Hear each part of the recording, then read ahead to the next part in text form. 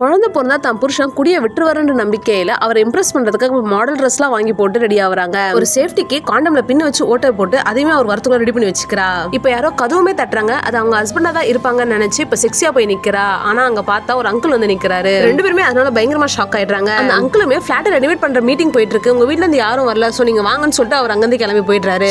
இந்த ரெனோவேட் ப்ராஜெக்ட்ல அந்த பிளாட்ல இருக்க எல்லாருமே ஓகே சொல்லி சைன் பண்ணிருப்பாங்க. ஆனா இந்த பொண்ணோட ஹஸ்பண்ட் மட்டும் தான் அதுக்கு சைன் பண்ணாம இருப்பாரு. அவர் ஓகே பண்ணி சைன் பண்ணா மட்டும் தான் அந்த ப்ராஜெக்ட்மே நடக்கும். அவளுமே அந்த மீட்டிங்க்கு போறா. அங்க பார்த்தா அவங்க அம்மா இருக்காங்க. நீ ஏண்டி இங்க வந்த, உன் புருஷனுக்கு தெரிஞ்சா இன்னைக்கும் போட்டு அடிப்பா, நீ போ இங்க இருந்து அப்படின்னு சொல்லிட்டு சொல்றாங்க. ஆனா அந்த பொண்ணு 2 நிமிஷத்துல போயிடுவோமா, ஒன்னும் ஆகாது விடுங்க அப்படின்னு சொல்லிட்டு சொல்றாங்க. அந்த மீட்டிங்லயுமே புது வீட்டுல என்னென்னலாம் இருக்குன்னு சொல்லி எக்ஸ்பிளைன் பண்ணிட்டு இருக்காங்க. அதை கேட்கற அந்த பொண்ணுக்குமே ரொம்பவும் பிடிச்சி போயிடுது. இப்ப அந்த பொண்ணோட ஹஸ்பண்டுமே அங்க வந்து நீயே எல்லா முடிவும் தனியா எடுக்க ஆரம்பிச்சிட்டியா, அந்த அளவுக்கு உனக்கு தைரியம் வந்துருச்சுன்னு சொல்லி இப்ப திட்டிட்டு அந்த பொண்ணு வீட்டுக்கு கூட்டு போயிடுறான். வீட்டுக்கு போனா அந்த பொண்ணுமே இந்த பில்டிங்கே பழசாயிடுச்சு, இப்ப அதை ரெடிமேட் பண்ணா நல்லா தான் இருக்கும், நமக்கு தேவையான எல்லாமே இங்கேயே கிடைக்கும் அப்படின்றத சொல்லிக்கிட்டு இருக்கா. அந்த நேரம் பார்த்து இவனை இம்ப்ரெஸ் பண்றதுக்காக வாங்கி வச்ச ஸ்லிப்பரையுமே பார்த்துட்டான். அவனுமே தான் பொண்ணாடி ஐஃபையா வாழணும்னு ஆசைப்படுறான்னு தப்பா நினைச்சிட்டு இப்ப அந்த பொண்ணுமே அங்க கூப்பிடுறான். இங்க வாழ பிடிக்கலையோ ஐஃபையா வாழணும்னு தோணுதோ அப்படியே நான் உனக்கு குறை வச்சிட்டேன் அப்படின்னு சொல்லிட்டு இப்போ ஒரு கேம் விளையாடலாம்னு சொல்லிட்டு அந்த பொண்ணோட விரல விரிச்சு வச்சிடறான். என்ன கேம்னு சொல்லி பயந்துட்டே கேட்கறான். அந்த பையன் அந்த ஹீல்ஸ் எடுத்து காட்டுறான். பொண்ணுமே அதை பார்த்துட்டு இதை உன்னை இம்ப்ரெஸ் பண்றதுக்காக வாங்கின ஃப்ராக் கூட வாங்கியிருக்கேன், அது உள்ள இருக்குன்னு சொல்லிட்டு பயந்துட்டே சொல்றான். கையை வைக்கிறியா இல்ல அடிச்சு மூஞ்சி உடைக்குவான்னு சொல்லிட்டு சொல்றான். அதை கேட்டதுமே அந்த பொண்ணு பயந்து அங்க கையை வச்சிட்றா. இப்ப அந்த ஹீல்ஸ் வச்சு அடிக்க ஆரம்பிக்கிறான். அது ஒரு கடத்துல அந்த பொண்ணோட விரல பட்டுடுது. இப்ப அந்த வழியில அவ கத்தி அழ ஆரம்பிச்சிட்றா.